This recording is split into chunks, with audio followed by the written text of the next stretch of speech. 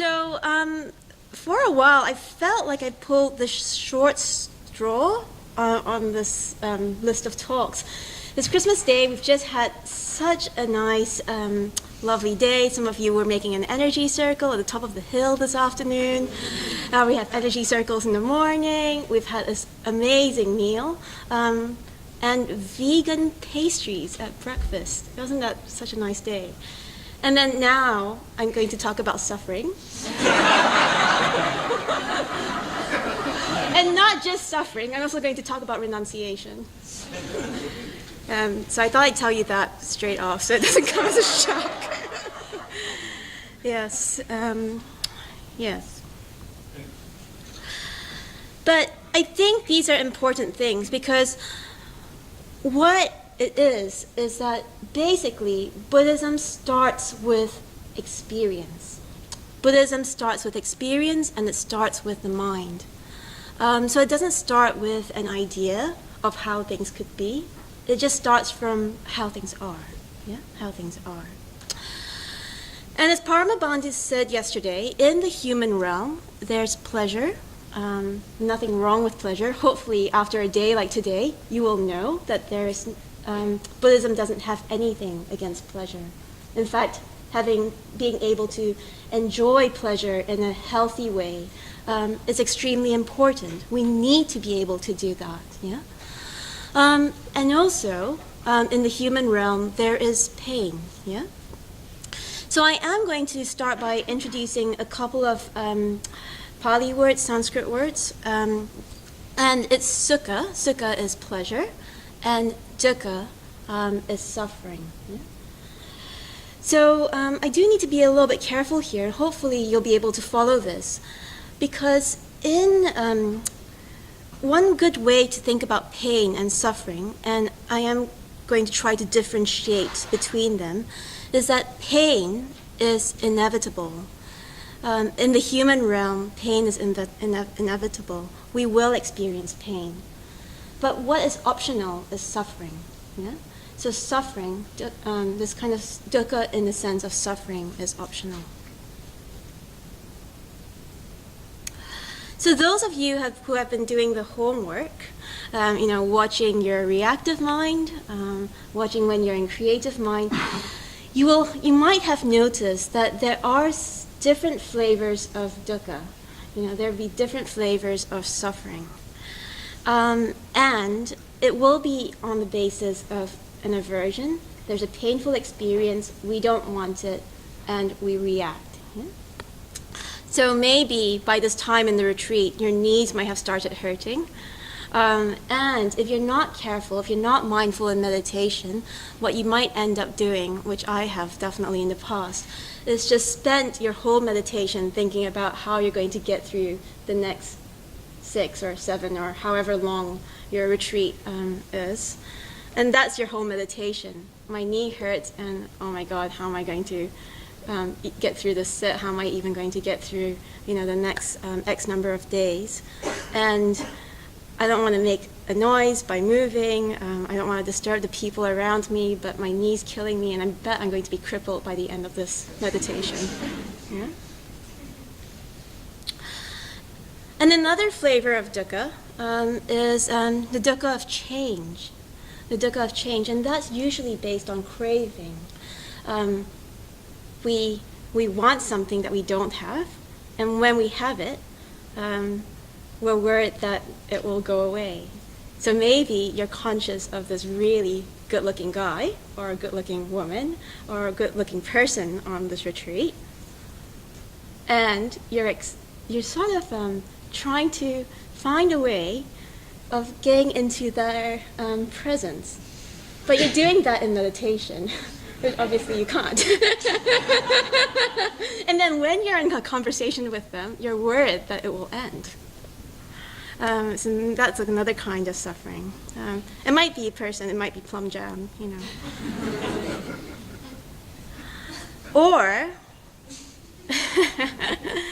Or you might have had another kind of dukkha, another sort of flavor of dukkha, which is the dukkha. It's kind of like an existential dukkha, a kind of suffering that arises from our fundamental misunderstanding of things. It can be quite hard to talk about, but again, it can arise in meditation, or it might arise out of meditation as well. The sense of something not quite being right. I tend to experience it as a kind of existential loneliness. I'm alone, which I know is a wrong view, is a misunderstanding of the way things are, but it definitely feels like that I'm alone, and I'm slightly homesick for something, I don't know what. Definitely not my flat, definitely not Malaysia where my parents are. Something, yeah?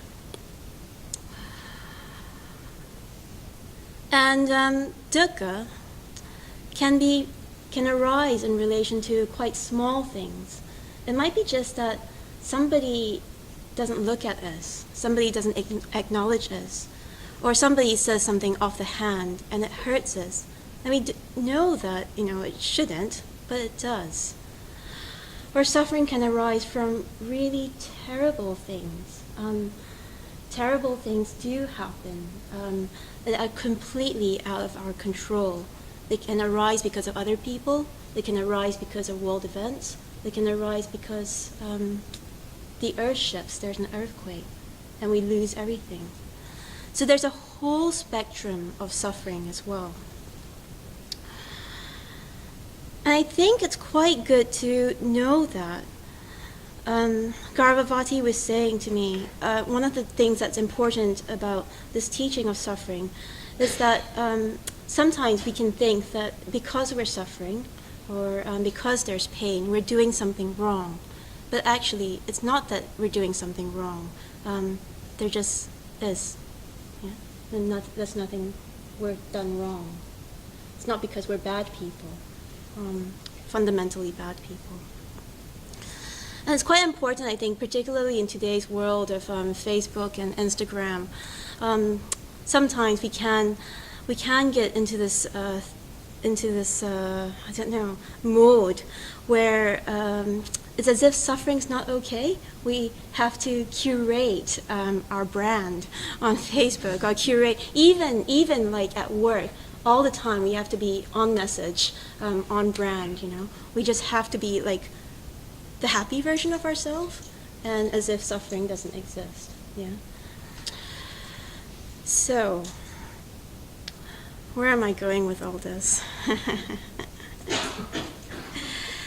So, one of the things that I want to say about suffering is that when we're in reactive mind, what we're doing is that we're adding to our pain. Yeah? We have an experience that triggers a painful feeling within us, and when we're in reactive mind, we add to our pain.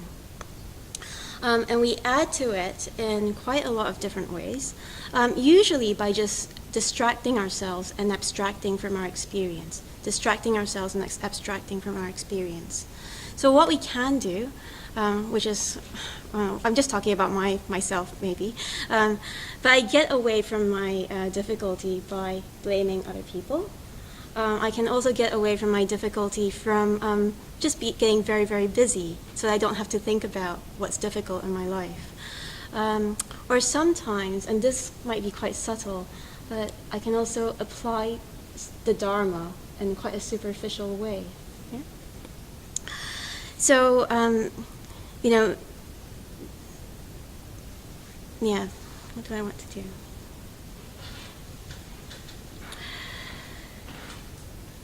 So, what I want to move on to now is now that we've identified, we spent the last couple of days just identifying reactive mind and identifying suffering, but I want to say a little bit more about how you might want to practice with it.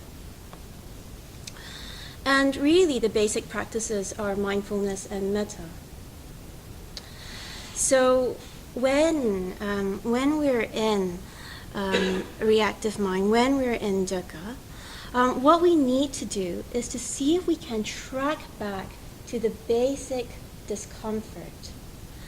So one thing that's happened recently is I've had a set of shoes that I really, really like, but they've got holes in them, and it's winter, so it rains a lot.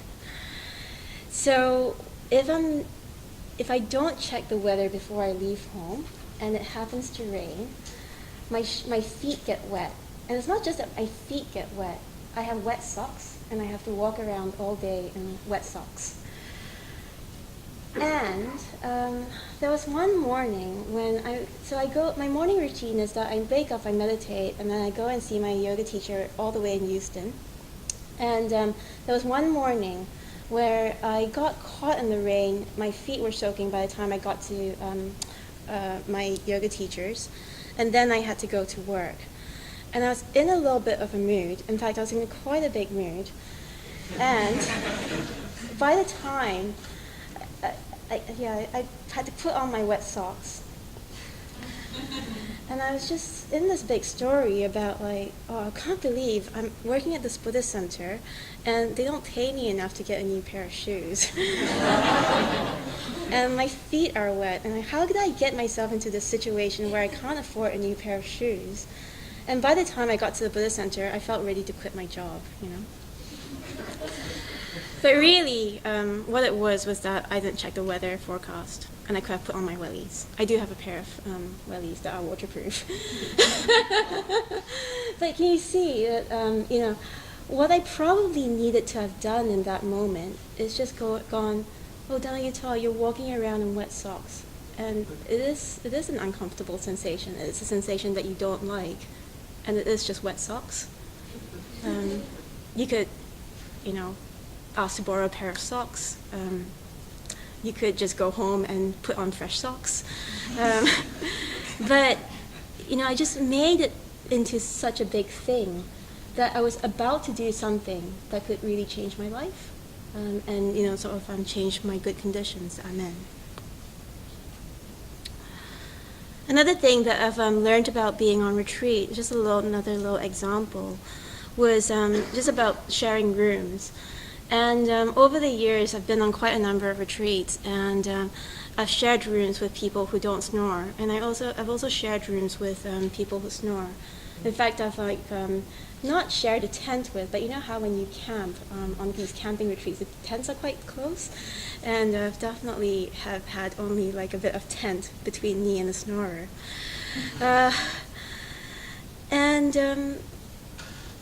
One of the things I've noticed about myself and being with somebody who snores is that what keeps me awake isn't actually the snoring. In a way, snoring is just a sound in the dark. And I am sometimes afraid of the dark, but not usually. But what keeps me awake is my anxiety about the next day, and then the next day, and then the next day. My anxiety about whether or not I'm going to get back to sleep, and whether or not I'm going to get to sleep the next day, and how am I going to meditate if somebody is snoring all night. Actually, that is what keeps me awake. When I'm in a good state and I just think, oh, it's so-and-so. Oh yeah, they're just doing that thing. And then I just go back to sleep. It's all right. It's all right. It doesn't actually keep me awake. So if we can track back to what it is that causes us difficulty, causes us the suffering,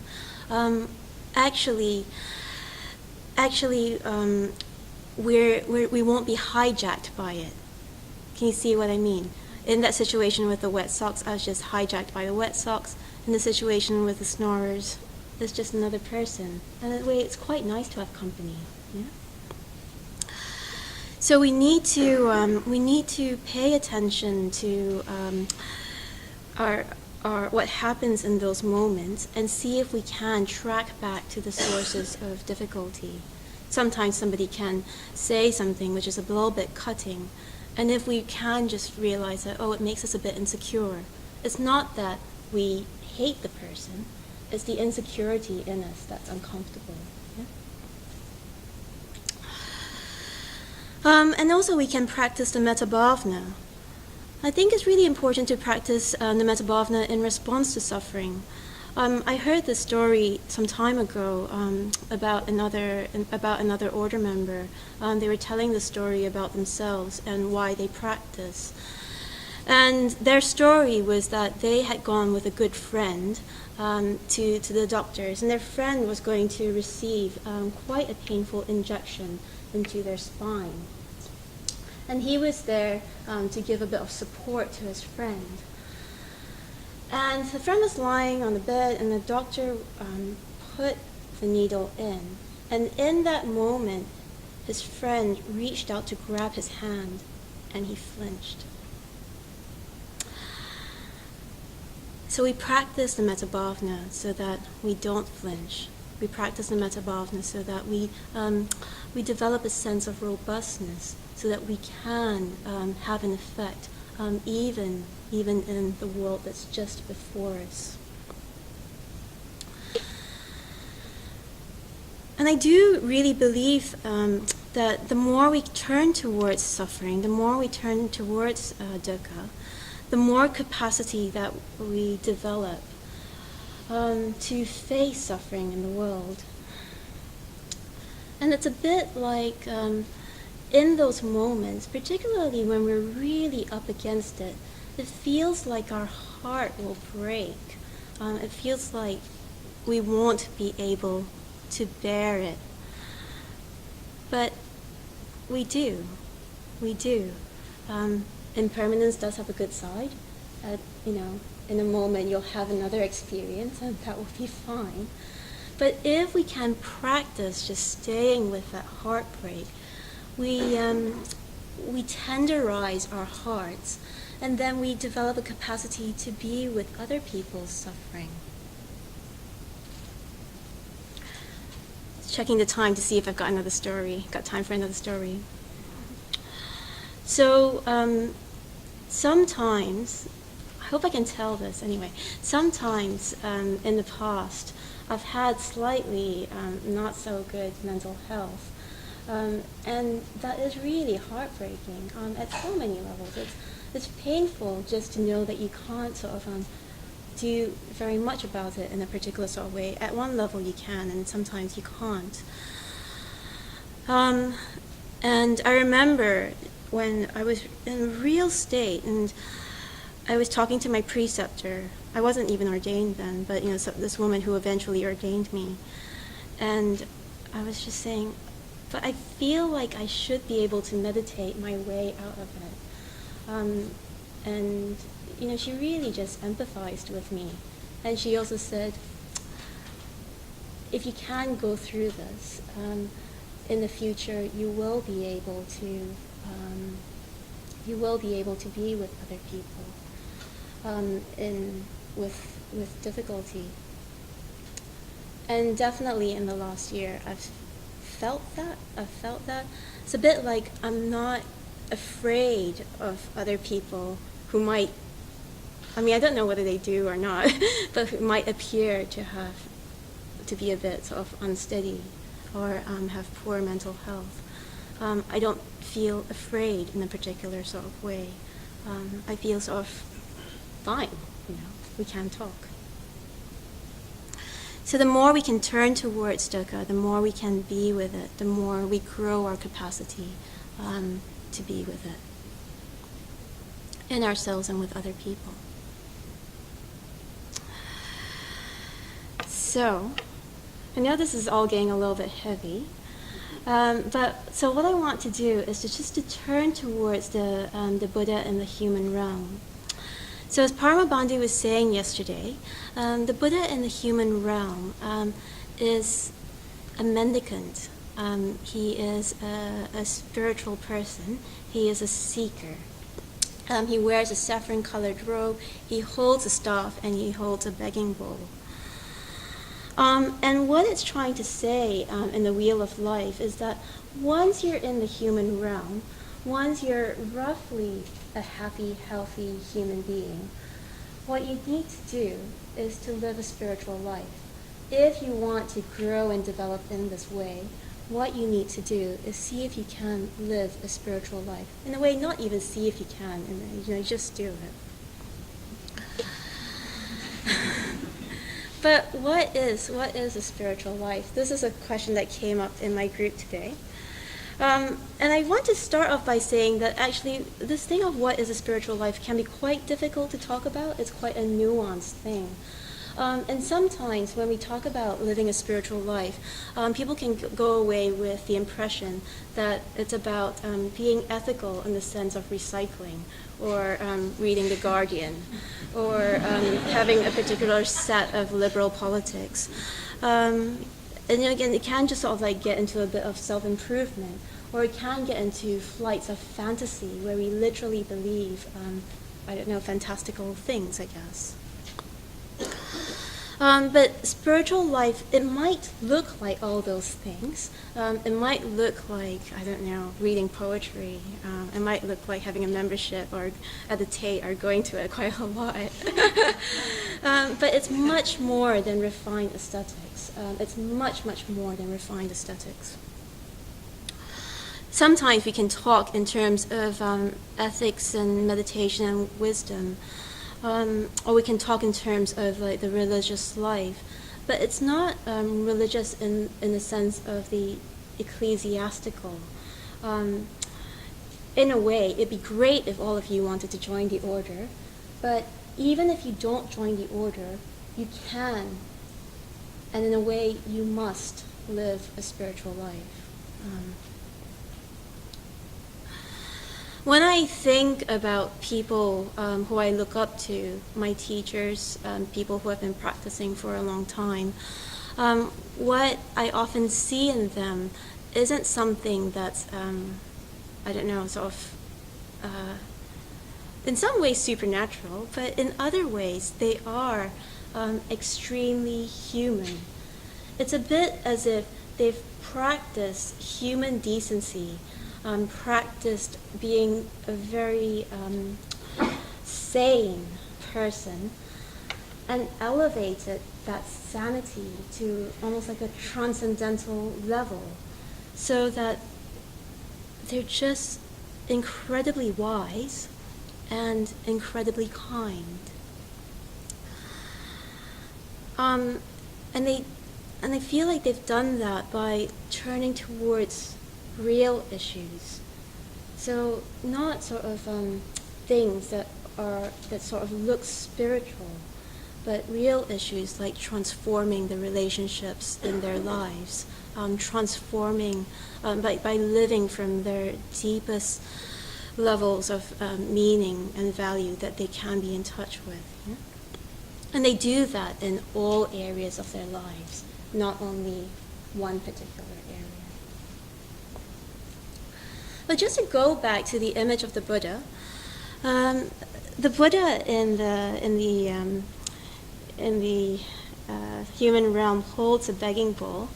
And when I was researching this talk, and I was thinking about this Buddha holding the begging bowl, I realized that in my own sort of meditation that I do every morning, the Buddha has a begging bowl, and I often forget about the begging bowl. And what the begging bowl symbolizes is renunciation. And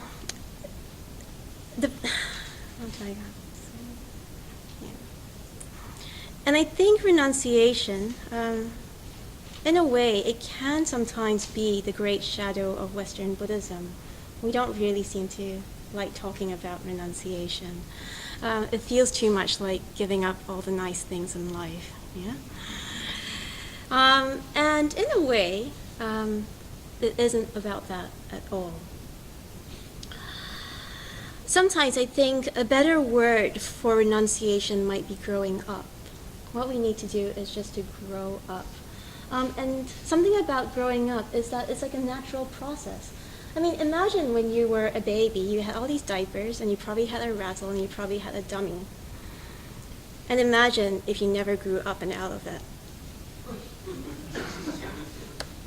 In a way, you've already given up diapers and rattles and nappies. It's sort of the same thing. You just grow up. You grow up and out of the things that we don't need anymore. And if we did hang on to it, that's where it causes difficulty in our life. Okay.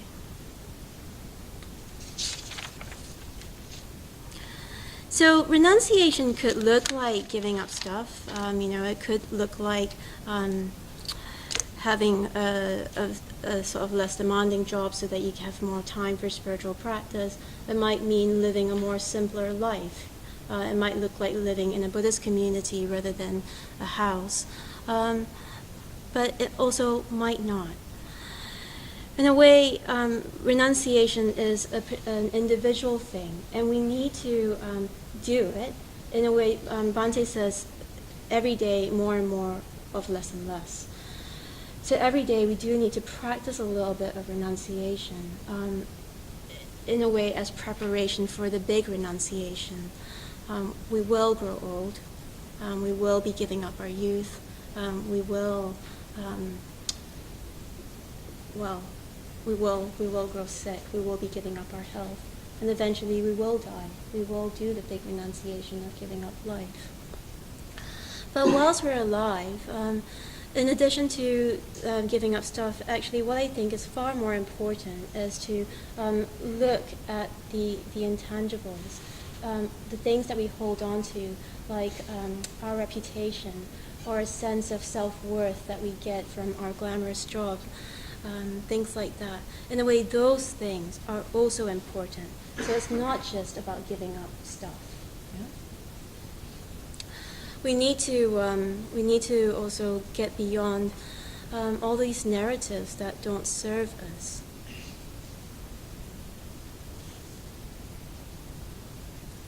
Okay. So Garbhavati was talking about one of my sort of narratives about myself, which is how I know how to do things. I know how to do things right and not wrong. And I was just thinking about this quite a lot. And then I think what it is that I've been very fortunate in my life to have had a mother who's an educator. And she's a mother who's interested in teaching. So I've just sort of learned, and I've also learned to learn. So I do, I guess, pick things up well. And then other people tell me that I do things well. But it is, for me, something that I work with, that I build up a sense of myself, but as a person who knows how to do things.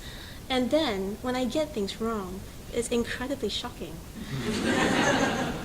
So, I'll tell you two little stories in connection to that. Just before I came on retreat, one of the things I did was I unpacked. I actually unpacked after 3 months of living in my flat. And I was putting up these pictures, and it was extremely humiliating. So I was doing that with my husband, and I was laughing at the way he was measuring things, because he was just so sloppy. And I did an engineering degree, and I do know how to measure things. I was teaching him how to measure things. Anyway, we drilled 2 holes in the wall and tried to put the picture up. And the holes were 10 centimeters apart. They were exactly 10 centimeters apart, but they were 10 centimeters in the wrong way. And we couldn't get the picture on the wall. And it was a bit of a shock. He was like, it doesn't go up. I was like, well, what do you mean? What do you mean that it doesn't? And, and I definitely had a moment of, oh. That hasn't happened in a very long time. And it was as if, for a moment, I didn't know who I was. But I guess I know enough just to cherish those moments rather than edit them out of my memory, that never happened. Actually, this very morning, Sivana Jyoti was pulling me up on my practice of the speech precepts. And I could definitely feel the sense of no, that's not me. In fact, I might even have said to her, no, I didn't do that. But it's good. It's good for me to be humiliated. It's good for me to be. No, it is. It is really. It's good. It's good practice for us to know when we are wrong and know those moments where reality breaks through our defenses. And I think that's what these stories about ourselves are. because I know how to do things right. Savannah Jyoti, in fact, gave me a cup which says #source of all wisdom. But when reality breaks through and you just go like, oh yeah, I'm not perfect. It's destabilizing and important to cherish. Those are the moments that something else can happen. So that's my particular narrative about myself, but you might have quite a different one. And you might have a narrative of, I'm not good enough. The Dharma's fine, but I'm not up to practicing it. Other people have great conditioning, but I don't. And I'm a terrible person, lots of self-critical stories. But again, I would say that that is also just a narrative, just like I'm amazing and I'm a rock star is a narrative. And those narratives, we keep them going by editing our experience.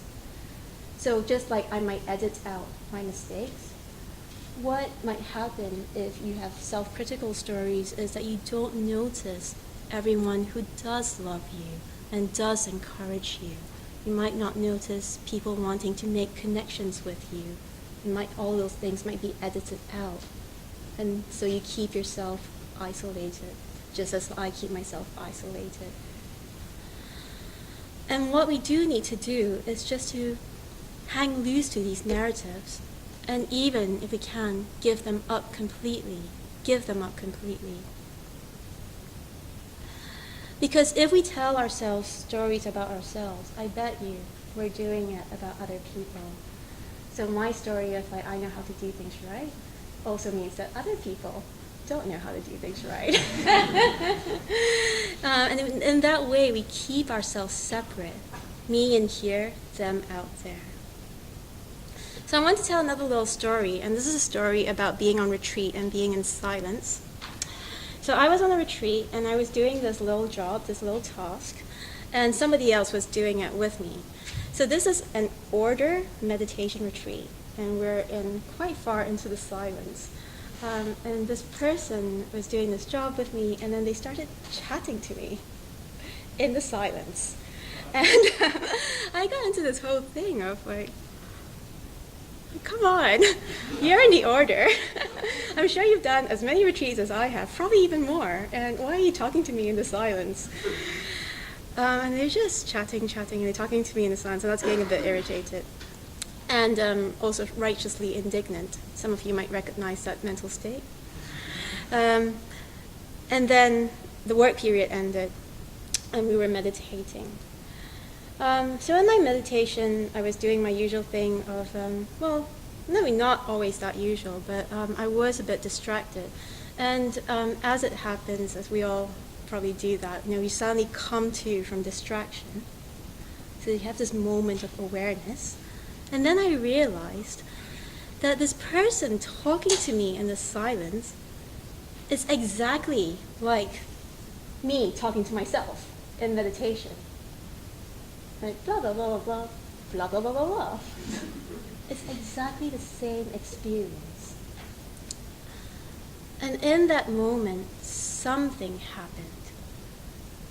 And it was a bit like suddenly the experience was one and the same, and they weren't so separate from my own mind. Them talking to me was no different from me talking to myself. And that sort of sense of them out there and me in here was somehow just attenuated. For a moment, it was just, boom, gone. And it's not as if like I merged into them or they merged into me, but there was a real sense of uplift and energy and joy. Suddenly the tension was all gone. And every time I think about them, or even write to them or see them, which I do quite often, I do a little internal bow, because they showed me the nature of my mind. They showed me something about nature of experience. It was just wonderful, actually. One of the reasons why I'm telling you this little story is because the sense of attenuation between me and them, it was as if that instead of being on opposite sides, suddenly we were on the same side. And when you're on the same side, there are no sides. Obviously, when I say this, it's obvious, but the actual experience of it was profound. And I hope all of you somehow on these retreats will have an experience of that, this kind of the sense of that we don't need to be on a different side to other people. Fundamentally, we are all on the same side. Because as anyone who's met an angry vegan will know, or an angry feminist will know, if we want to change the world, we need to be fundamentally on the same side as other people. At a very, very, very basic level, we need to be on the same side. So if we have any sort of altruistic ambitions, altruistic pretensions even, we do need to be on the same side as other people. So we practice renunciation so that we can be completely free.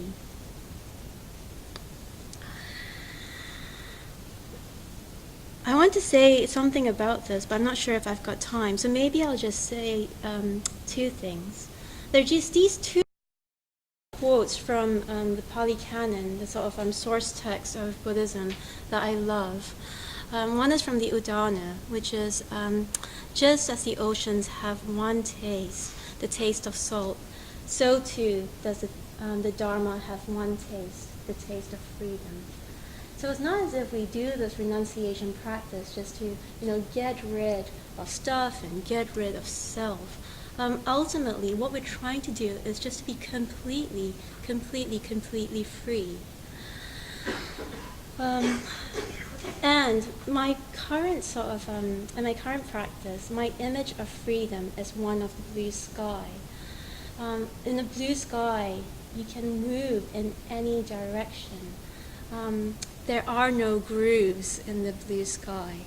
There's no track that you habitually go down in the blue sky. You can be completely free. Which brings me to my second favorite thing that I reflect on. This is I think the Buddha talking to Mara. Mara is a bit like the Buddhist personification of evil, and it says, "By what means will you track him, the trackless one?" So that's another epithet of the Buddha, the trackless one, the one who doesn't wear any grooves. By what means will you track him, the trackless one? Okay. So, I've talked about suffering, I've talked about renunciation, I've talked a little bit about freedom, and I just want to finish by talking about faith. So, sometimes I tell the story on these retreats, but I think it's an important story for me, so I'll just tell it again. I'm really sorry if you've heard this before, but you'll just have to bear with it. So 11 years ago, I came on this retreat as a retreatant, and it's true, I did think it was a yoga retreat, and when I got here, I didn't even like the yoga. And in those days, we used to have these retreats at this boarding school in Oxfordshire, and it was shabby, not even shabby chic. And it had its own particular charm, but it was a bit of a shock to me. So I was coming from my job in the city, which was, the city environment is like steel and glass and people with hair. And they dress really nicely, and they walk really fast.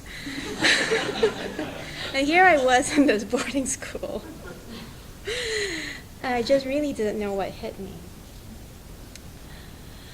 And then I met the man who led the group I was in. And it was one of those things I just think, wow, the stars must have been aligned.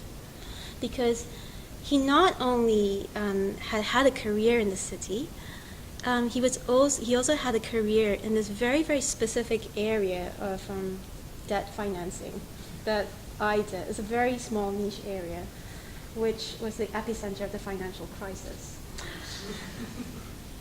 So, I think there's something about the Buddhas in all these different realms. The human realm, the animal realm, the hungry ghost realm, and so on. There's something about the Buddhas that I think they are a little bit like us, but they offer a completely different way of being.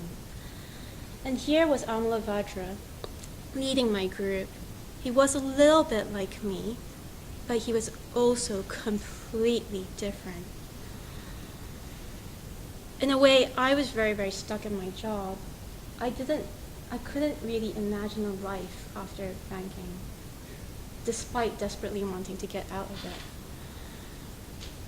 And here was this person who had done it. And he seemed normal and happy and kind of still successful. Good looking and, everything. It was just like, wow, I want to be like that. I want to do that. So I think there's something about faith.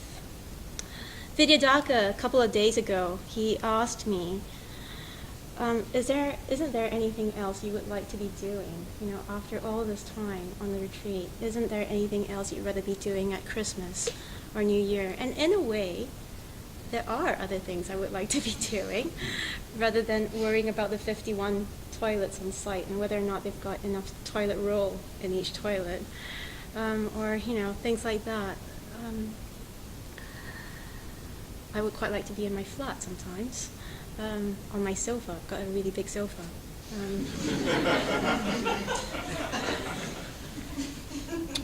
But there's something about putting myself in conditions where I water my faith, a bit like watering a plant, just being in touch with the deepest truths that resonate in my heart. And not just being in touch with those truths, being around other people who are in touch with those truths, in touch with something that's completely other, and bearing witness to other people, doing all those little things of transformation. That's those simple things from moving from reactivity to something different. Just watching other people open up, watching other people stay with their heartbreak, watching other people be kind to each other and help each other. It inspires me and it moves me. And then the third aspect of faith is just that I'm able to, in these conditions, to act in ways that close the gap, even if it's a little bit. It closes the gap a little bit with the vision. And that's why I come on these retreats. And that's why I practice. Faith is sometimes translated as the ultimate in us resonating with the ultimate in the universe. The ultimate in us resonating with the ultimate in the universe. And what I want to do with my life is I want to keep the resonance going.